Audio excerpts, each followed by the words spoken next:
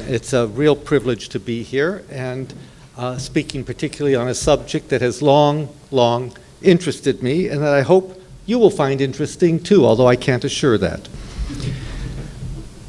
As I say, for many years I've been interested in the practice that often is claimed to have originated with Caravaggio, and that is of painting directly from the model. It's a practice that jettisoned the labor-intensive process of elaborate preparatory drawings and of making a finished cartoon, the kind of process that was part and parcel of the Renaissance training and that was employed by both Raphael and Michelangelo. And I understand that now you're all up to date on Michelangelo with having my colleague Carmen Baumbach having given a talk here. Caravaggio's practice inaugurated a new chapter in the history of European art, or at least it was perceived as having had this effect by virtually all of Caravaggio's contemporaries, and I mean the contemporaries both north and south of the Alps. My interest in the phenomenon goes back to 1985 when I co-curated an exhibition entitled The Age of Caravaggio that was held first at New York and then at Naples. Following the exhibition, I wrote an article outlining what was then my understanding of Caravaggio's approach to painting directly from a posed model. It was based on extensive technical examination of the paintings using infrared reflectography, X-rays, and raking light to map out incisions that appear on the surface of many of his Roman pictures. And to just give you an idea, I have the arrows, but this is a detail of this figure. And there's the incision running along his throat and lower jaw. There had been much speculation regarding the function of these incisions, and this is a really marvelous one.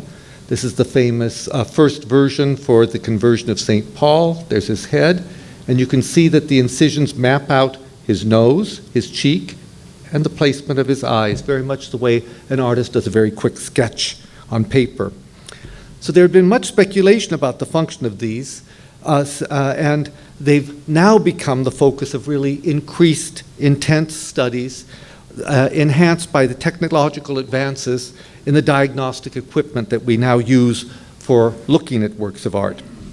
The problem is that there has been too exclusive a focus on Caravaggio and too little intention, from my point of view, of the broader issues of 17th century naturalism. Because however fascinating it would be to reconstruct the techniques Caravaggio seems to have employed in painting directly from the model, it's important to remember that they were only a means to an end. So let's begin with the observation that's evident in the comparison of these two very different treatments of the same subject, that is the conversion of St. Paul, that Caravaggio's practice of painting from a posed model seemed to his contemporaries both provocative and open to censor. And this was so because his practice aimed at transcribing directly on the canvas the empirical experience of observation. It rejected the intellectual discipline of selection, by which alone, it was thought, the character of everyday life could be made to evoke the perfection of which nature was merely a corrupt reflection. The means by which, in other words, the ordinary could be turned into the exemplary. Caravaggio's practice threatened the authority of ancient art and the idealist notions that underpinned Renaissance aesthetics as authoritatively embodied in the work of Raphael and Michelangelo.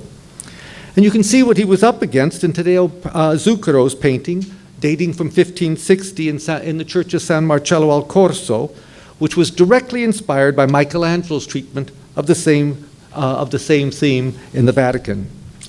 By introducing a quality of real physical presence, Caravaggio's pictures altered the intellectual and the critical distance that was deemed necessary for the appreciation and evaluation of a work of art. I want to put this simply. How could you judge artistry if the primary object was mimesis, the copying of what was before you? As the great 17th century Giovan Pietro Bellori asserted, it's not enough to judge a painting by its appeal to the eye. The work must in some respect engage the mind. And this was more than purely an aesthetic or an intellectual stance. The dissolution of a critical distance between the viewer and the work of art became especially important during the period of the Catholic Reformation, when the nature of images and the effect they might have on the worshipper or viewer was of absolute central interest. Now, naturalism always had a place in the hierarchy of Renaissance aesthetics, and that place had social associations. Naturalistic or realistic effects were deemed appropriate for lower forms of life, plants and animals, as well as for low-life subjects. It's in fact not uncommon to find paintings done in the second half of the 16th century in which the still life elements are described with almost scientific precision, while the figurative elements seem, at least to our eyes, exaggeratedly unreal. For you see, naturalism was deemed inappropriate for elevated themes of high moral value.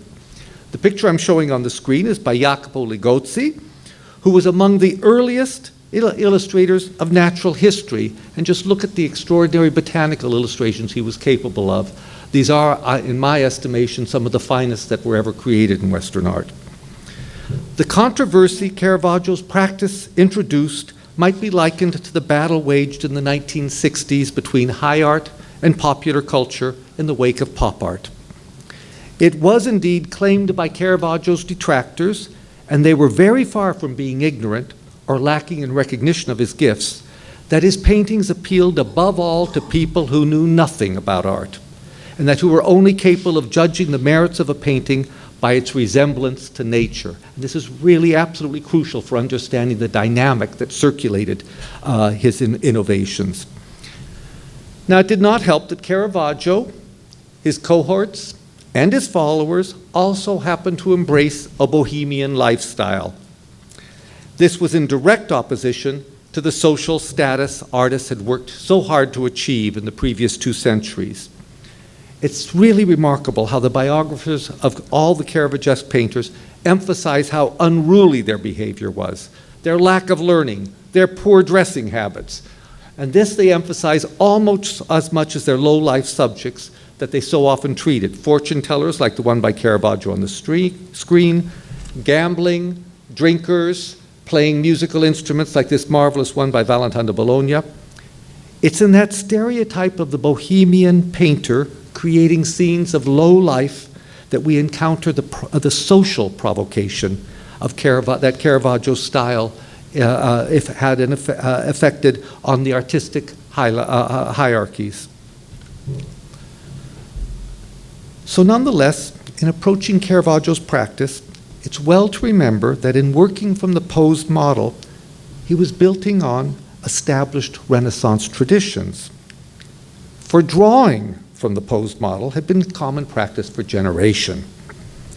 The great Italian critic, Roberto Longhi, was quite right to emphasize the importance for Caravaggio of his native Lombard rather than Central Italian, Florentine, or Roman training. And this is perhaps best epitomized in the work of the Lombard painter from Brescia, Maretto da Brescia, whose work you see on the right. He was born 3/4 of a century before Caravaggio, and although Maretto's painting of a prophet was almost certainly done from preparatory drawings rather than painted from life, like Caravaggio, his aim had been to endow his figures with a quality of physical presence that no Central Italian painter would have deemed appropriate. And I'm struck how in Maretto's figure, the viewers made acutely aware of the process by which the studio model is transformed into an Old Testament prophet. The posed studio model is viewed from the back, his shoulder bare, his shirt arranged so as to evoke a classical drapery. There's a minimum of idealization, and the same is true of this work by Callisto Piazza, which is part of the decoration of a chapel in the monastery of Milan, in which Caravaggio's teacher also worked, and Caravaggio certainly knew this fresco, admired it, and in his painting of the martyrdom of St. Matthew in the Church of San Luigi dei Francesi in Rome, he too framed his composition with 2 half-length nudes. And you'll see that this is the detail, and the figure is on either side of the chapel. This, his companion actually looking into the chapel. So it makes a play between reality and fiction that Caravaggio certainly must have admired. It's worth pointing out that Maretto was actually more attentive to anatomical description of his model than was Caravaggio. And this was doubtless a factor of his strong training, which included drawing from the nude model. And we find the same concern with anatomical structure in the work of Federico Barocci. And for example, I've wanted to show this marvelous study for the exposed shoulder and arm of a shepherd in one of his altarpieces. And of course, this is the drawing, and here's the shepherd. Now, Barocci was one of the most admired painters in Italy in the years when Caravaggio came of age, and his art was based on endless studies from life. Yet his goal was the opposite of Caravaggio's. He always strove for an effect of beauty, something grounded in nature, but elevated above everyday experience. Could there be a greater difference than that between Caravaggio's angel extending the martyr's palm to St. Matthew at the moment of his execution, and Federico Barocci's picture of the martyrdom of San Vitale in his great altarpiece in the Brera in Milan? Now, Barocci was one of the greatest draftsmen in Western art, and if you do not know his drawings, you should make a point of trying to do so, because they really exist on one of the highest levels that anybody can imagine. We can trace through the medium of preparatory drawing the numerous steps he took in transforming the posed model into an idealized figure. And these drawings, all taken from a model who was asked obviously to keep shifting his position until Barocci got down his full idea of the arm. Here again, shifting pose to become the figure that's digging over here. And we know that Barocci actually asked his models to take a pose and then said, how does that feel? Is this comfortable? Do you feel the right stress here? And so forth. And he would draw again and again and again until he got the pose that communicated the action he wanted.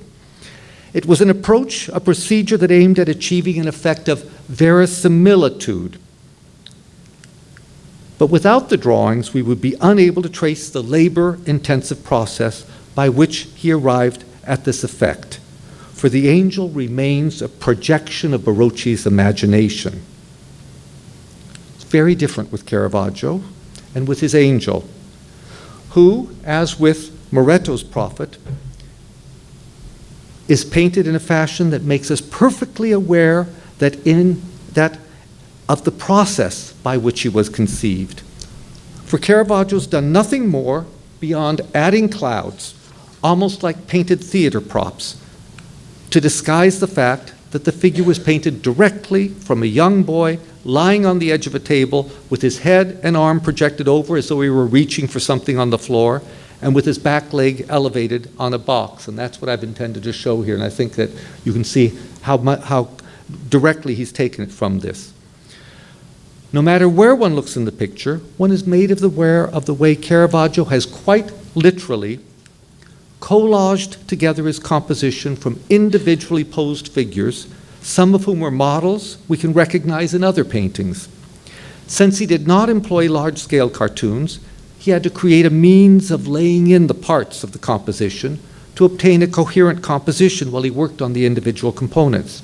And that, in my view, is what the incisions are a record of. Now, Caravaggio was not the first artist to paint directly from the posed model. He had been preceded in this by his older contemporary, Annibale Carracci. Annibalé's painting of a boy drinking from a glass of wine, this is at the Cleveland Museum of Art, dates from a decade before we have any certain work by Caravaggio. And in many ways, its open brushwork and its attention to optical effects, for example, the reflected light on the shirt, which I think is quite astonishing, is actually more modern in its means as well as its suggestion of capturing an arrested action than say, Caravaggio's Bacchino Malato. There we're made aware of a model who's holding a pose, and the pose itself is derived from a source that Caravaggio knew from a print designed by Raphael that he would have studied in the workshop of his teacher, Simone Peterzano. So the difference is that Annibale's picture is an informal study, rather than a finished work. It's a study in which he posed specific artistic problems that he wanted to resolve informally before he transferred it to a formal picture. It's probably the product of a workshop exercise painted in a studio, much like this one, sketched by one of his pupils. And you can see, however, that the students in this particular rendition are drawing, not painting, from a model who strikes a pose standing on a platform, what's to become academic practice right down to the present day. Anibole's famous painting of a bean-eater in Rome reminds us that from the outset, the artist wished to create an effect of momentary action, suspended moment, because part of the operative notion of verisimilitude, which aspired at consistency of effect rather than counterfeiting detail, involved movement and the factor of time. To achieve this, Annibale relied on exercises like the boy drinking, in which he explored specific representational problems. Now, in this comparison between the goblet of the bean-eater and the flask and the boy drinking, I think you can appreciate the way in which the lessons learned from a quick study from life informs the more formal invention in a programmed picture. And this is no less true of the bowl of beans with their frothy broth. The real demonstration, however, of working directly from the model, which Annibale did both in the medium of drawing and much more directly in the medium of broadly brushed painting, is in the effect he achieves of a transitory moment. The figure who is surprised by our presence. The broth drips from the spoon as the rustic figure lifts it to his open mouth while glancing at us. No one would have accused Annibale's picture of lacking action, lacking movement. And that was a common criticism leveled at Caravaggio's early works, and something that he became increasingly concerned with. It was specifically this picture that was criticized for lacking the requisite action as the cross was being pushed up. Our primary source on early 17th century painters was a physician connoisseur by the name of Giulio Mancini. He was the physician to the popes, to Pope Urban VIII, in fact, Bernini's great patron. And he famously commented that working from posed models was very good for a single figure composition, but it was quite another when the object was to paint a multi-figure complex narrative. For the end result, he said, was the impression of figures holding poses, with a loss of quality of movement and of life, without which the picture would lack a quality of verisimilitude. The 17th century writers saw quite clearly that painting directly from posed models, what was called dal naturale, presented a threat to critical values, for it resulted in a breakdown of the fiction of the historical moment, and not infrequently it was accompanied by a breach of decorum. And when Guido Reni painted his response to Caravaggio's, he meant to reintroduce action, movement, the sense of moment. And you'll pick it up very clearly in the way he has arranged the feet of one of the figures as he looks up, lifting the body, while this one pulls the rope down to haul the saint up, and this figure above is caught in a momentary action. By comparison, this looks like a tableau vivant. Everybody's stilted, holding a pose. As a reminder of the importance of decorum, it's worth recalling that when Annibale Carracci painted in 1583 this astonishing crucifixion, and I call it astonishing because it's painted with an incredibly crusty impasto technique, when this picture was installed in the church of San Niccolò in Bologna, we're told that the leading painters of Bologna lambasted it for what they called its trivial style.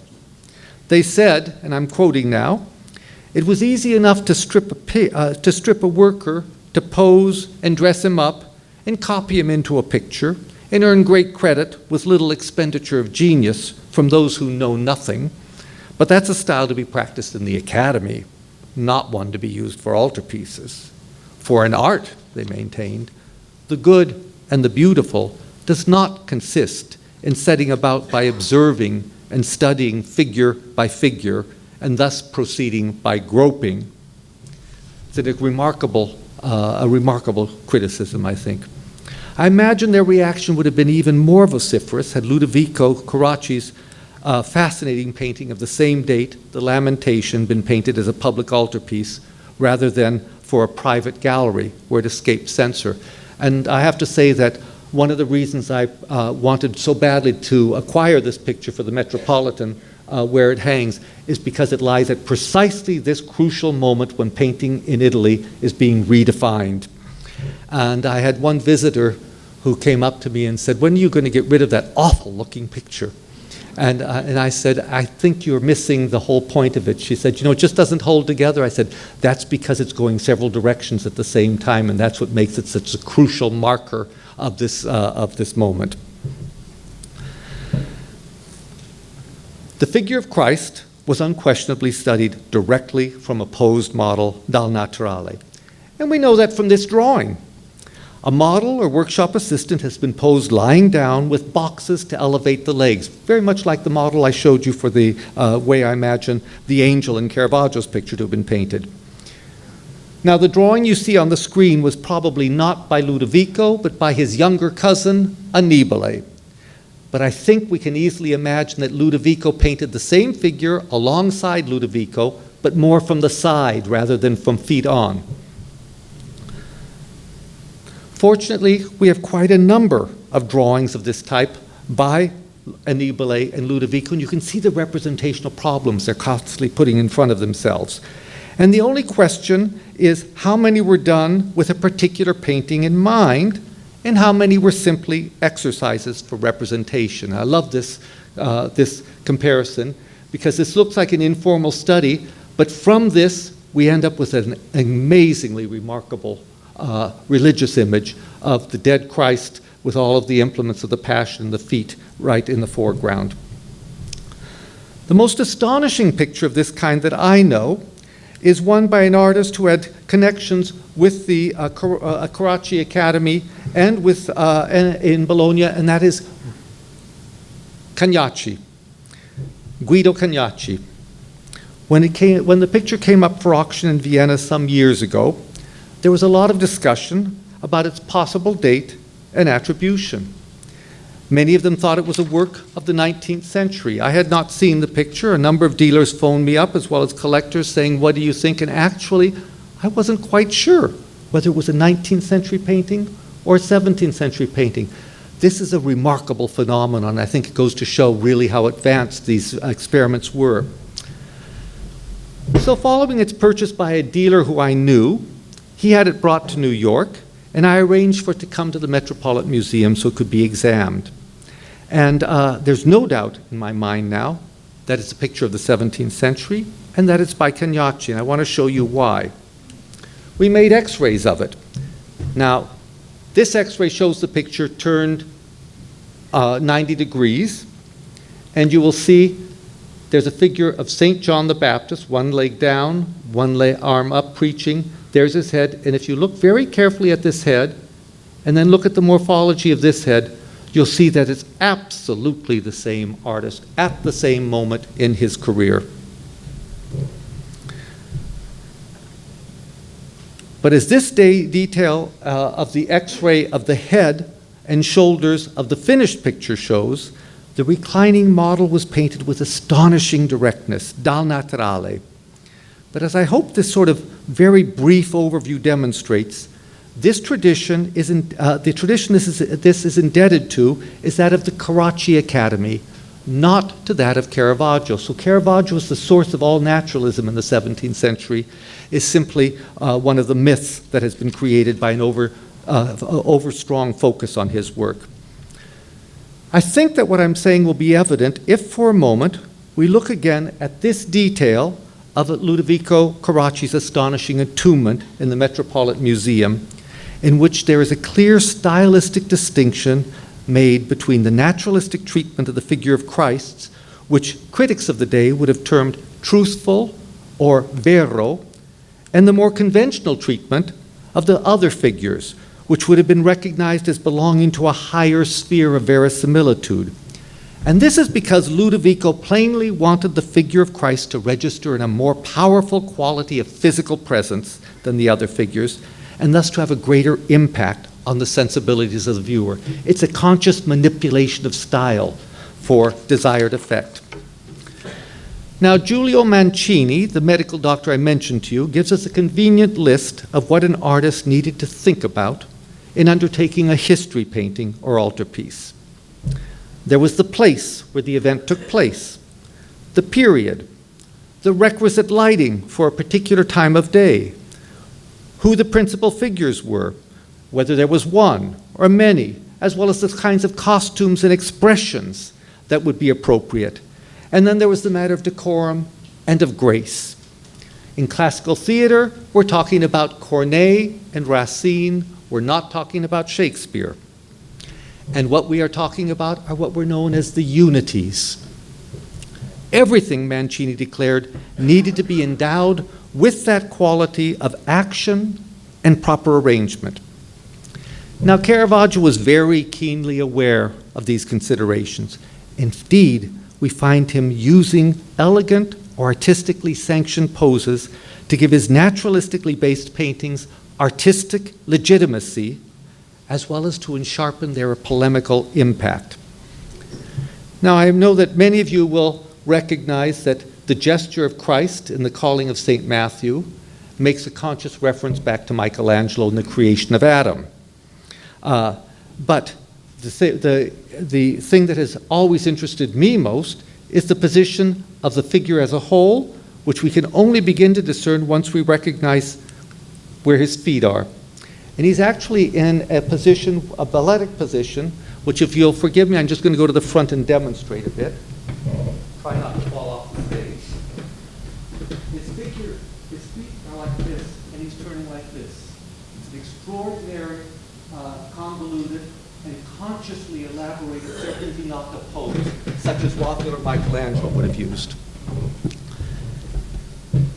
And he derived it from this print, which is a print after Parmigianino.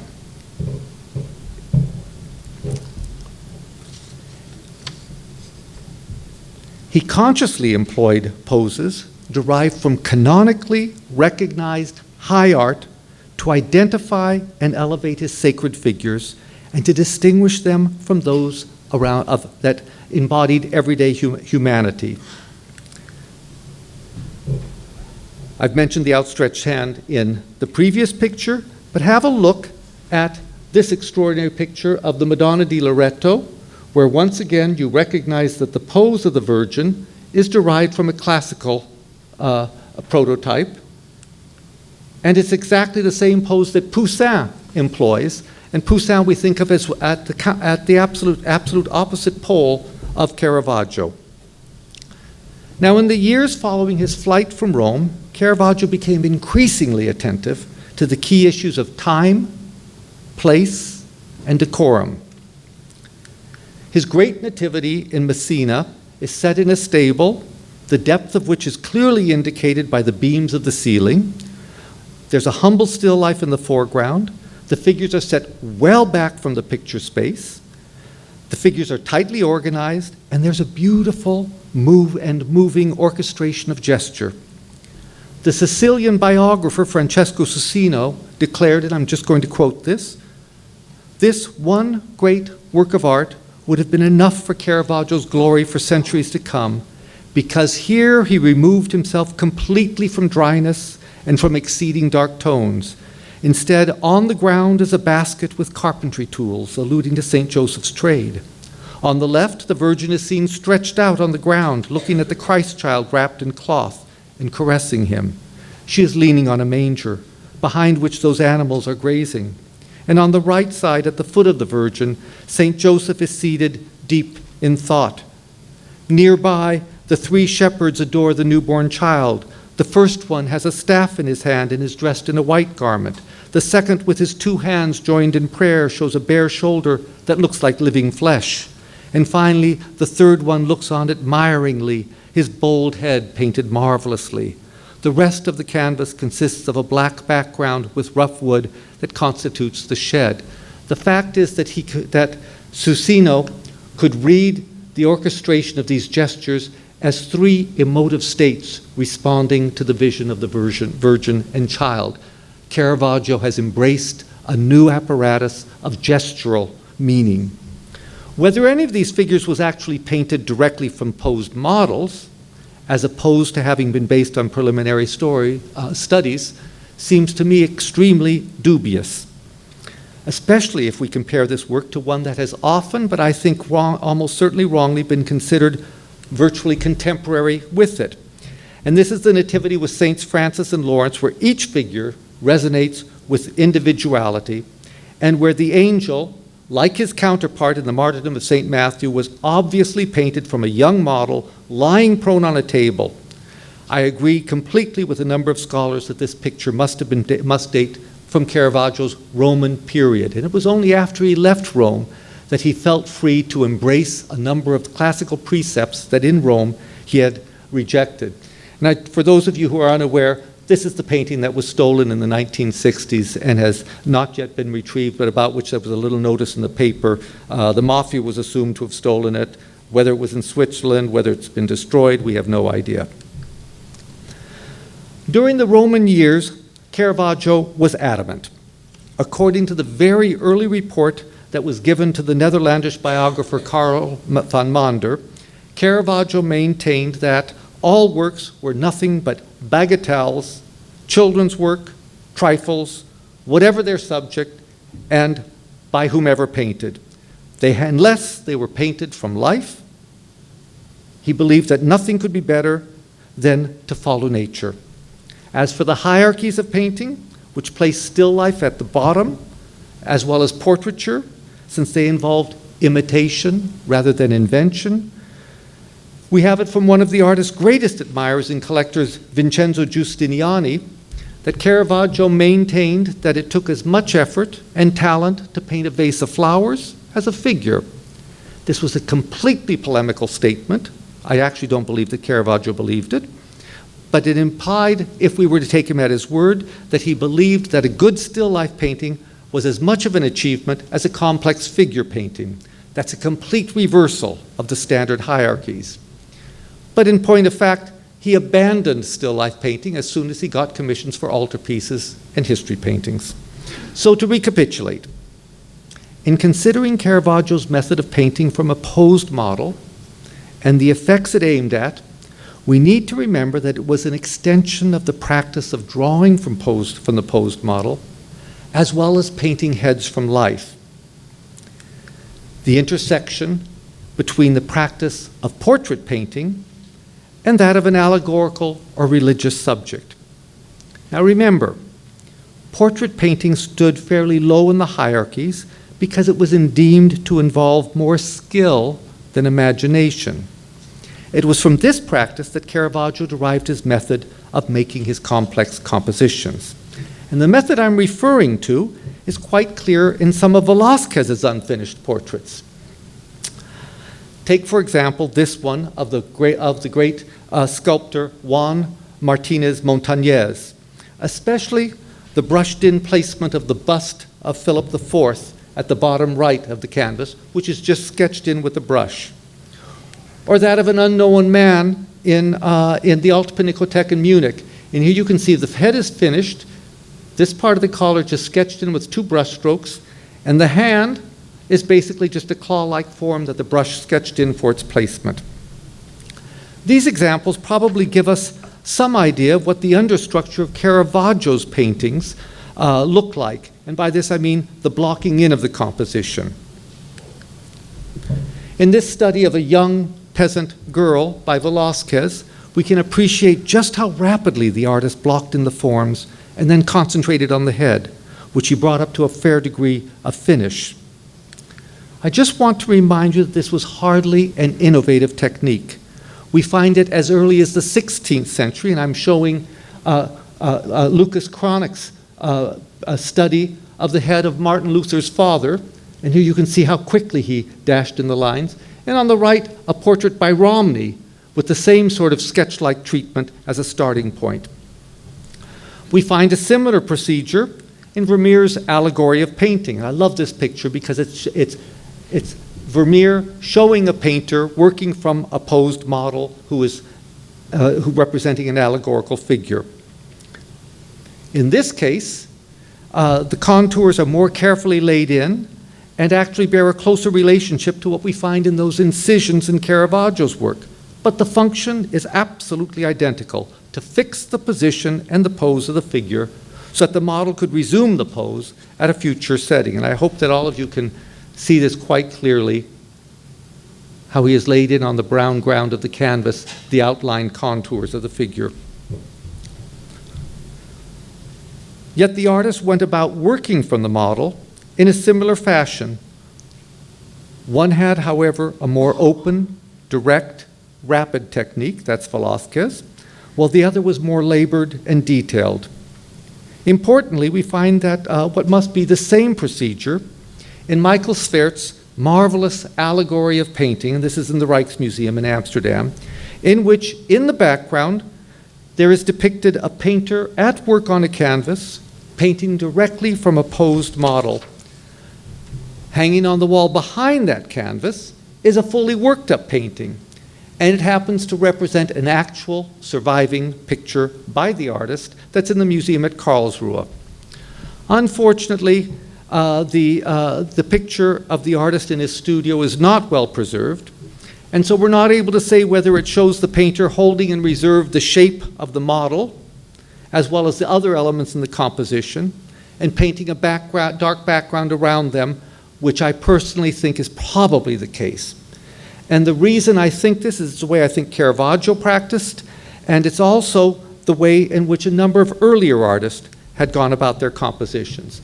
Leonardo da Vinci, for example, where we see the drawing in of the composition and then working around the figure, painting in the background. He never got to the actual figures. And it's also the way Rembrandt went about doing his etchings. So Svert's picture is plainly of great interest to us because of the way it shows the studio setup with the model striking a pose, the artist behind his easel, and light falling through a high-placed window, exactly as we are told took place in Caravaggio's workshop. Now I want to stress that the amount of time required to paint a figure from life varied enormously. We happen to know from a letter written by Giulio Mancini, once again, he's such an extraordinary source, he actually made a point of getting to know all the artists, written by Giulio Mancini to his brother in 1617, that the Spanish artist Juseppe de Ribera painted with uncommon speed. And presumably when he worked on the model, he did it in 1 or 2 sittings. We can say this because according to Mancini, it took Ribera only 2 days to paint a half-length figure of an apostle, such as this one of Saint James, I think, while a composition of 10 half-length figures he was able to carry out in 5 days. I should add that he needed to do this because he was persistently in debt. This was incredibly rapid work. By contrast, Orazio Gentileschi, an artist who prized descriptive painting and high finish, took much longer. We happen to have the testimony of the man who posed for this picture. He was a model, 73-year-old pilgrim from Palermo. His name was Giovanni Moli.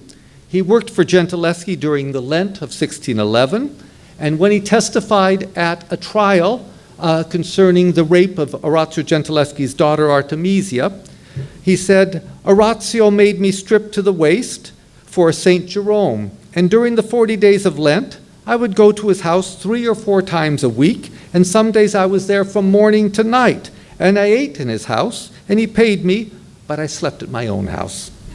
And he painted a head and some pictures he was working on, and also a full-length Saint Jerome. Now, this, as I say, is the Saint Jerome that Orazio painted of him. And you can see that from the position of the saint's left hand on the skull and his right hand resting on the stone, that the model was given props to assist him in holding the pose during the long, tedious hours of modeling. It's what became standard procedure in all academies, and this is a Danish academy in the 19th century. Once again, the artists are drawing rather than painting, but it exactly gives you a very clear idea of the kinds of props that a figure like this Saint Jerome had, and also why it results in such a stilled image. As sometimes happens with Caravaggio, and was also characteristic of long exposure photography in its early days, the effect is, as I say, staged and frozen. Now, according to Molli's testimony, Gentileschi also made a study of his head. And this explains why figures with features that resemble those of Molli occur in later pictures. Not only that, but Gentileschi also made a second version of the composition. In this case, he did not need the model to paint the picture, but the fact that they really are equal in quality, one done from nature, from life, the other with the intention of emulating the effects of nature, this should serve as a warning against any assumption that it's easy to distinguish between a work painted directly from a model and a work based on a pre-existing picture. Now, the head study, or studies by Orazio Gentileschi, none of them have survived, may well have resembled those that have come down to us by Orazio Borgiani, such as those of the one of this old woman in the Metropolitan Museum. Once again, I've been privileged to buy a picture that I felt explicated the process, the new process of painting. So when this was offered by a dealer, I quickly said, I want this picture. How much can you reduce the price so I can get it? Now, Borgiani used these heads as a means to giving his religious paintings a greater quality of verisimilitude, as though taken from nature. And you can see that the Met study was used for the old woman in this picture, and there's a possibility it actually is his mother. This because we have a notice by a contemporary that in his studio was a head study of his mother. One of the most fascinating of these studies is this one of two heads. Now, the bald-headed one on the right is the one that I find especially notable. Borgiani took his likeness in an informal, shared academy where artists studied the same model, because of that same unforgettable head reappears in the works of other painters. Here he is in a painting by Bartolomeo Manfredi, one of the earliest followers of Caravaggio, and he appears in several pictures by Ribera. And you'll notice him immediately, not only by the bald head, but by the protruding ears. Here he is again in the background of another picture, and here he is again as one of the elders crawling over the wall to get at Susanna. Now, we have it from the Bolognese critic Malvasia that the model came from Dalmatia and was discovered by Guido Reni walking along the Tiber River in Rome. Guido Reni both drew and painted him, and he also modeled a bust for use in his paintings. This bust was then replicated and passed around to other artist studios. This is a painting of the presentation of Christ in the temple. It dates 2 decades after Borgiani and Ribera made their paintings, but you can see that behind one of the figures there lies the study from the same model, now at third hand. Reni's modeled head became a much admired studio prop, much as the wings and the Capucin's habit that Orazio Gentileschi famously lent to Caravaggio. And we have this in writing that Caravaggio returned wings that he needed to make an angel. He didn't want to paint the wings from his imagination, he wanted to use real birds' wings. And at the Met, once again, we have another element that gives us an insight into studio practice. And it's the helmet on the soldier in the denial of St. Peter. We know that it was a studio prop and not invented because its exemplar exists in the Museo del Bargello in Florence. The helmet was then passed on to a Neapolitan follower of Caravaggio, Caracciolo, who used it in his liberation of St. Peter, although you can barely make it out in this dark slide. What all of this tells me is that in his quest to overturn the Renaissance hierarchies of painting, to introduce a new dynamic between the fiction of painting and the reality or lived-in experience of the viewer, as well as to suggest the contingencies of life, and to quite simply shake up the complacent art world of Rome with its theoretical precepts derived from an obsession with the legacy of the classical past, Caravaggio stretched and reconceived the practices he had learned in Lombardy so as to be able to transcribe directly what was before his eyes. The techniques he adapted were based on a long-standing tradition. Artists had used tracings to transfer designs from cartoons to the wall. He used them to record the placement of a model on the canvas. They were further developed by the next generation. Here's a painting by Valentin de Bologna, and in them you can see that the bare arm of the man who was modeling was painted first and the sleeve superimposed over the bare arm. Valentin always wanted to make sure he had the figure well placed before he went about clothing him. The paint has become more transparent, making the change visible. Like Caravaggio, Valentin devised means of fixing the pose of the model from which he worked directly on the canvas. But he preferred a brush drawing to incisions, and he tended to make many more changes to his compositions as he painted, once again underscoring the act of painting, or as we would say, painting as process. It is this radical and assertively polemical practice that transformed Italian paintings. Occasionally, as in this painting by Cecco del Caravaggio, who in his youth had actually modeled for Caravaggio and was said to be his lover, the result seems to be the transformation of Renaissance tradition to history painting into mere dress-up. It's almost a parody. By the way, you can see here in this ridiculously fallen figure that we have the same bald-headed man with the ears sticking out. In his painting of Samson with an ass's jawbone, Valentin consciously conflates the biblical past with the artist's presence, and we are made acutely aware of the fiction of painting. It's the idea of playing on art as fiction and the fiction of painting that links the inventions of Caravaggio to those of Velázquez. And in this case, I'm quite convinced that, in fact, it was Valentin, whose work Velázquez admired when he was in Rome in 1630, that provides the bridge from the one to the other. And I should mention also that in Valentin's we have a self-portrait, so it's the imposition of it's the placement of the artist in the history of the story. This leads us to a further dynamic, because there was the possibility of treating a myth such as the story of Midas washing in the river Pactolus, not as a classical story or fiction, as Poussin painted it, but as a poignant human drama of remorse over a fateful decision, a kind of existential crisis. Manfredi, whose picture you see on the left, shows the model posing as Midas, looking regretfully as he washes his foot and observes the water still flowing with gold. You remember that to get rid of he had made the wish that everything he touched turned to gold. It quickly turned, of course, into a curse because he couldn't even eat. He had to go and wash in the river, and here he is losing his gift but gaining back his humanity. Drawing on these possibilities, Valentin, in his great allegory of Italy, painted the river Tiber not as an evocation of the classical past, but a flesh and blood, middle-aged man with a hairy chest, accompanied by two youths enjoying their day at the riverside, an idea that Courbet might have envied. How Cardinal Francesco Barberini, who commissioned the picture, must have enjoyed the sophisticated way it transformed an inherited Virgilian, highbrow Latin culture into a cheeky, witty, and multi-layered vernacular.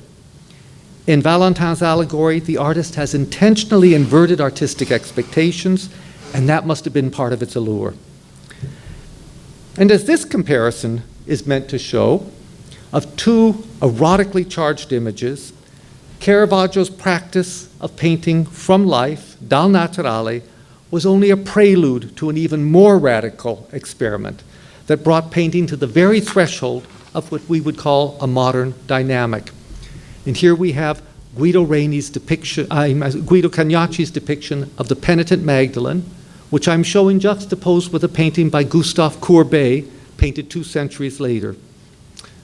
Just as an aside, Roberto Longhi, who was the first and the most eloquent modern interpreter of Caravaggio and Caravaggio's followers, had his eyes opened to the world of Seicento naturalism from an exhibition that he visited of the work of Courbet at the Venice Biennale in 1910. It reminds us that the process Caravaggio started set the stage truly for the period that we know as the modern age. And with that, I'd like to finish.